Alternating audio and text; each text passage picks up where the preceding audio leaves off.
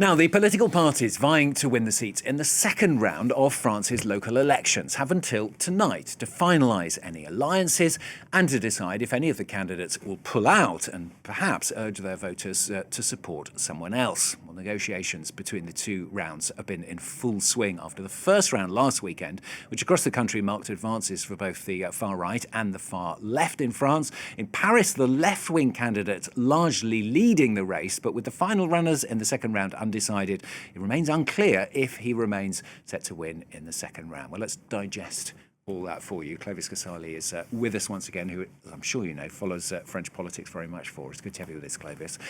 These deals between France Unbowed and the Socialists particularly, very controversial, aren't they? And why? Because France Unbowed, the radical left party, the far left party of Jean-Luc Mélenchon, is accused by many here in France of complacency over anti-Semitism, also of complacency over Russia, and moreover of its dealing of authoritarian regimes.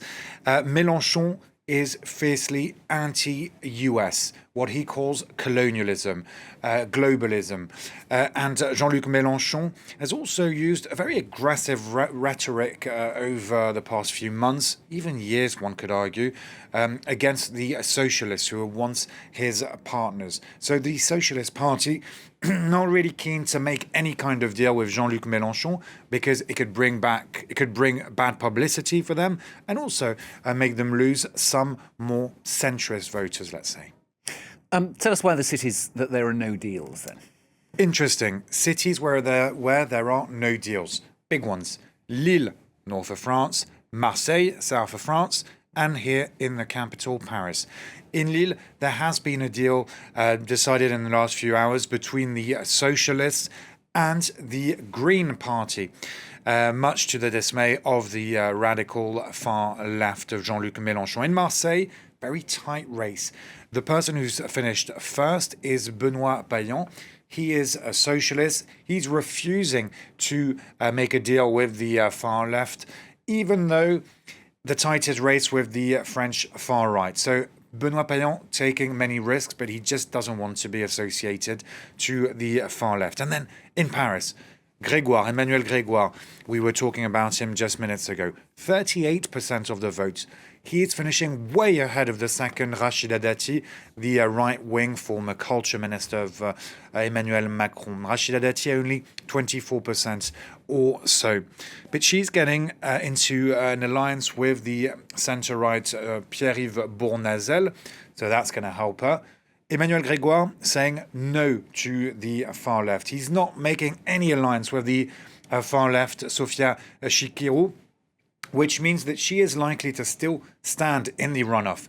She could make him lose or get some votes that otherwise would go to the Socialists. Emmanuel Grégoire still tipped to win. It is going to be very tight, but he's ready to run the risk without the radical left. Let's take a listen to Emmanuel Grégoire this morning on radio station France Inter talking about the far left. Sophia Chikirou has done everything to prevent the few discussions that could have been. She spent her time fighting us. You have to be coherent, and I'm aware of the fact that voters on the left feel a little lost today between those who are demanding to combine to protect Paris against the right and those who are demanding not to combine in the name of principles and values. We're living through it all. Emmanuel Grégoire there. Also many towns where there are deals, though, aren't there, Clovis, between the Socialists and far left France Unbowed? What are these towns? Toulouse, Nantes, Avignon, Limoges, Grenoble. These are big towns known around the world for various reasons. Traditionally, you usually have an alliance between left-wing parties to prevent a far-right victory. It's what we call the Republican wall. This time, it's even to prevent, centre-right victories. But this time what's problematic is that relations are so bad between the left-wing and the far left of Jean-Luc Mélenchon, France Unbowed, that these alliances, these blocs, are causing controversy. You have socialist leaders, former President François Hollande, but also the party leaders here in Paris, saying, don't make a deal with the radical left. They have been complacent over anti-Semitism, over Russia. You just can't trust them. And also, they've been aggressive towards us during the campaign. Why should we make any deal with the radical or far left of Jean-Luc Mélenchon? But locally, the reality is very different. And a lot of these politicians in Toulouse, Nantes, Avignon, Limoges, Grenoble are being pragmatic. And here, it's prevailing over ideology and manifestos. So yes, it's creating a lot of divisions within left-wing ranks, but apart from Lille, Marseille and Paris, many other parts of France, while the socialists are making alliances with the far left. Yeah, they're making alliances. A lot of decisions to be made, not just amongst the politicians, but amongst voters as well. And with the presidential election coming up next year, all of these elections, that's why it's so fascinating to watch, because it's paving the way for that presidential election, alliances, who will be standing with who will be candidate.